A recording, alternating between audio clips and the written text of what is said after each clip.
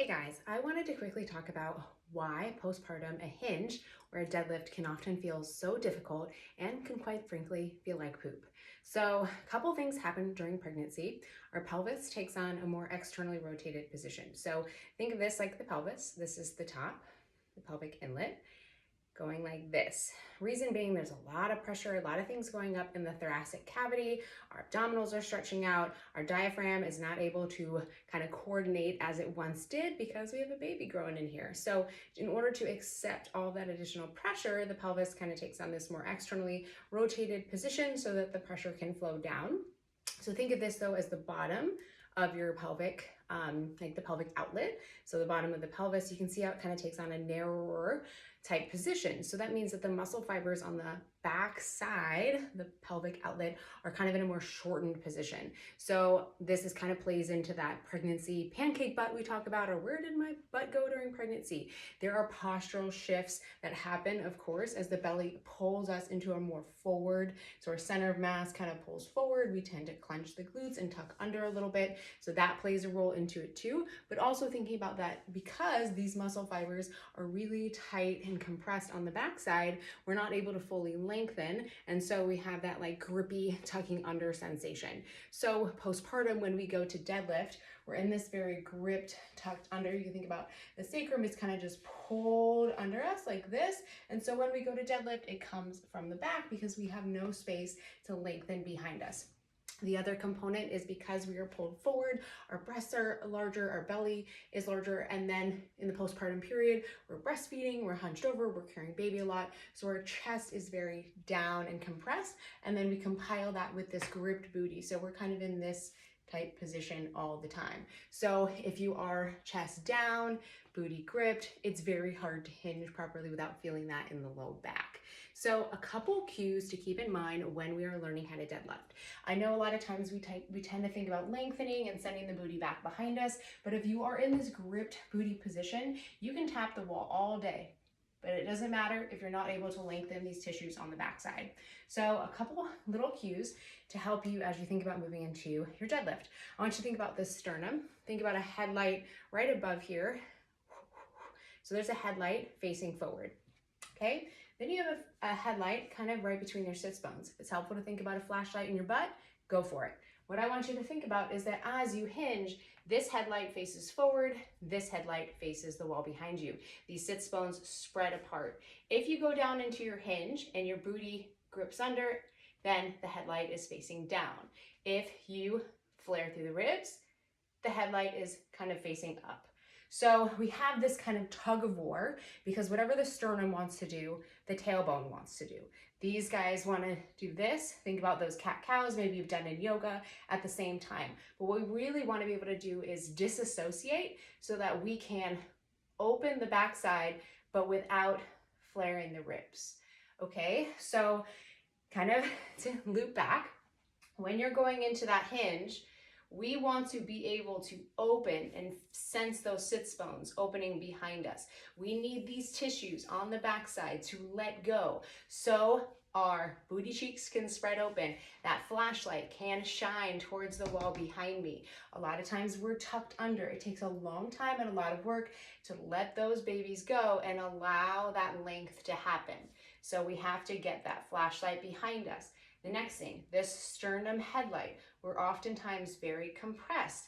We need to keep that sternum headlight facing forward, but without arching. Do you see that arch that happens here? Because we don't want to flare these ribs. So if we can get to the point where these lower ribs want to flare out, exhale these ribs back.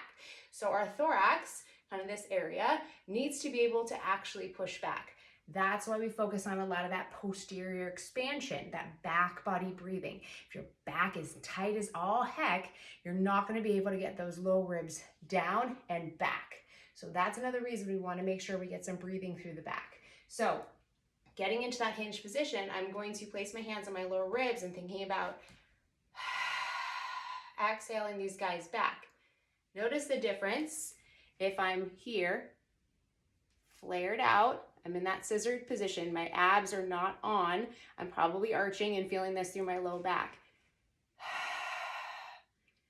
Now I'm in that more stacked position, but I need space back here to be able to do that.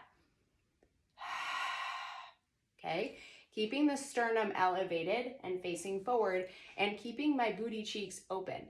This might be your hinge.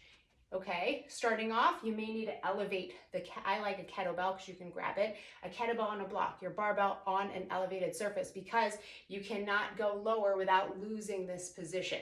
So come to an elevated surface with your dumbbell or whatever it is you're using. Now, thinking about that sternum headlight forward,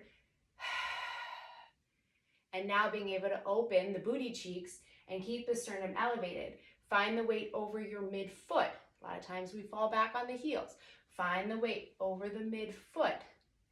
Keep the sternum lifted, ribs back, tail untucked, and that is your hinge position. Another way you can think about that disassociation is you can do this on the ground too, but I like practicing standing. I have my hands on the wall, and I'm gonna imagine dragging the heels of my hands down the wall so I can feel my lats turn on. Okay, in this position, I'm gonna think about exhaling the ribs back. So notice sometimes we go to this, see this flared position right here? Exhale those ribs back. And now I'm gonna think about inhaling, and notice how my pelvis tilts up and tilts down, but my sternum isn't moving.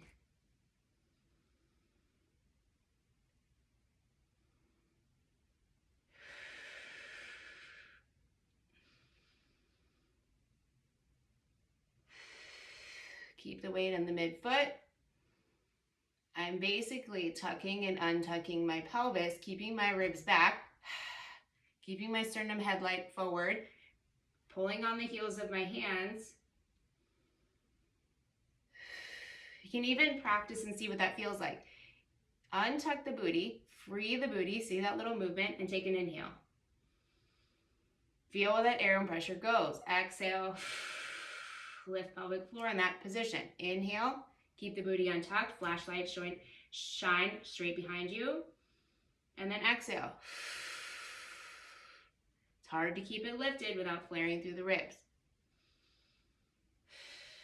Now I want you to kind of tuck the booty under and do the same breath.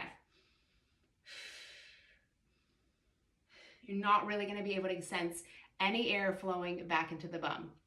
So you need to keep those ribs back. Keep the ribs where they are, sternum facing forward. Untuck the booty, tuck the booty. Now untuck, keep that position. Pull down on the hands, exhale the ribs back.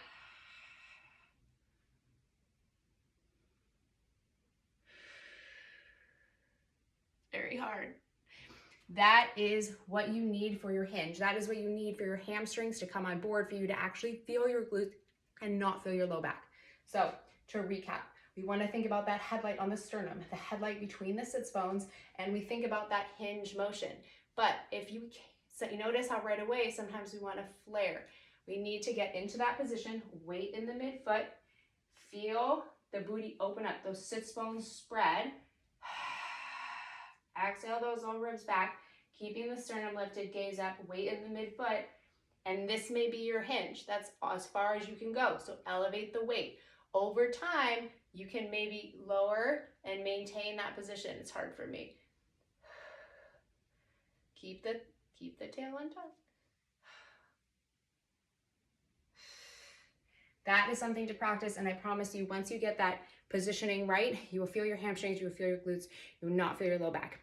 You can also see how it's really important to get some expansion through the chest, some expansion on the posterior, the backside, because we need to be able to breathe in this position. We need to be able to get those low ribs down without collapsing through the chest and without arching through the back. All of this is really important to accomplish a hinge without your back feeling like poop. So remember, sternum headlight in the booty. We can do taps all day, but if we can't release this guy, keep this guy back, we're not going to be able to feel that hinge where we want to go.